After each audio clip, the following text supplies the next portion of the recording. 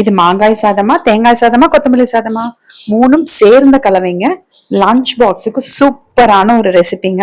நான் இன்னைக்கு ஒரு மீடியம் சைஸ் மாங்காய் எடுத்திருக்கேன். நல்லா கழுவிக்கணுங்க. வேணும்னா தோல் சீவிக்கோங்க.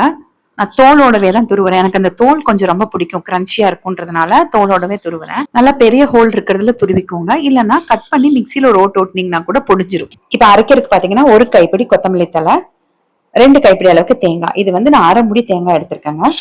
இஞ்சி 2 துண்டும், பச்சை மிளகாய் 2 எடுத்திருக்கேங்க. இப்ப இதெல்லாமே மிக்சி ஜார்ல சேர்த்து கொரக்கொரன்னு ஓட்டி எடுத்துக்க போறேன், தண்ணி ஊத்தாம. மிக்சியில ஒரு ஓட்டு ஓட்டி மட்டும் எடுத்துக்கோங்க. நல்லா அந்த தேங்காய் எல்லாமே கொஞ்சம் உருவம் தெரியாம இருந்தா போதும். இது கூட 1 ஸ்பூன் அளவுக்கு கடுகு சேர்த்துக்கோங்க. சேர்த்துட்டு திரும்ப அதே மாதிரி நல்லா பொடிச்சு எடுத்துக்கோங்க. நீங்க முதல் தடவை தேங்காய் கொத்தமல்லி எல்லாம் மிக்சியில போடுறோம் பாருங்க, அப்பவே கூட 1 ஸ்பூன் கடுகு சேர்த்து பொடிச்சுக்கலாம். சாதம் பாத்தீங்கன்னா 1.5 டம்ளர் அளவுக்கு சாதம் குக்கர்ல வச்சு நல்லா ஆற வச்சிருக்கேன். இப்ப இந்த அளவு 1.5 டம்ளர் சாதத்துக்கு கரெக்டா இருக்குங்க. கடாயில ஒரு 4ல இருந்து 5 ஸ்பூன் எண்ணெய் ஊத்திக்கலாம். நல்லெண்ணெய் சேர்த்தீங்கன்னா இன்னும் நல்லா இருக்கும். நான் இன்னைக்கு சன்ஃபிளவர் ஆயில் தான் சேர்க்கிறேன்.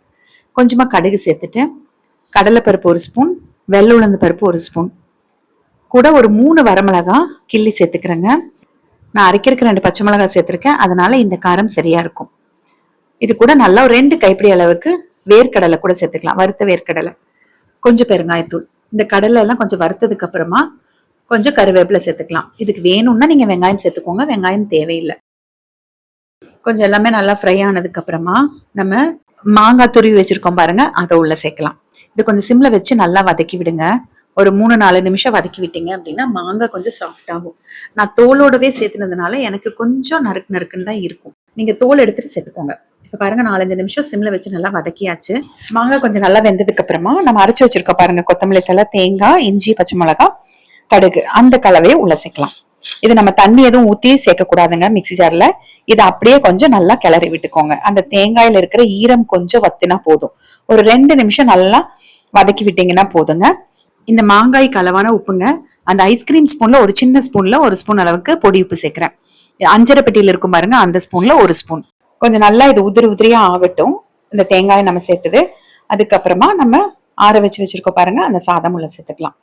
நல்லா கலந்து விட்டுக்கோங்க. கொஞ்சம் அகலமான கடாயா இருந்தா ஈஸியா இருக்குங்க கலந்து விடுறதுக்கு. மாங்காய்க்கு ஒரு சின்ன ஸ்பூன்ல 1 ஸ்பூன் உப்பு சேர்த்து பாருங்க. அதே மாதிரி அதே ஸ்பூன்ல 1 ஸ்பூன் அளவுக்கு உப்பு சேர்த்துக்கலாம் சாதத்துக்கு.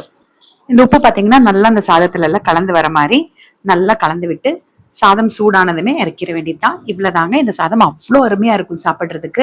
லஞ்ச் பாக்ஸுக்கும் சரி, வீட்டுல சாப்பிடுறதுக்கும் சரி நல்லா இருக்கும். இது கூட சைட் டிஷ்னு பாத்தீங்கன்னா வெள்ளரிக்காய் பச்சடி நல்லா இருக்கும். பொட்டேட்டோ ஃப்ரையும் சூப்பரா இருக்குங்க. ஒரு தடவை ட்ரை பண்ணிட்டு அப்புறமா கமெண்ட் பண்ணுங்க.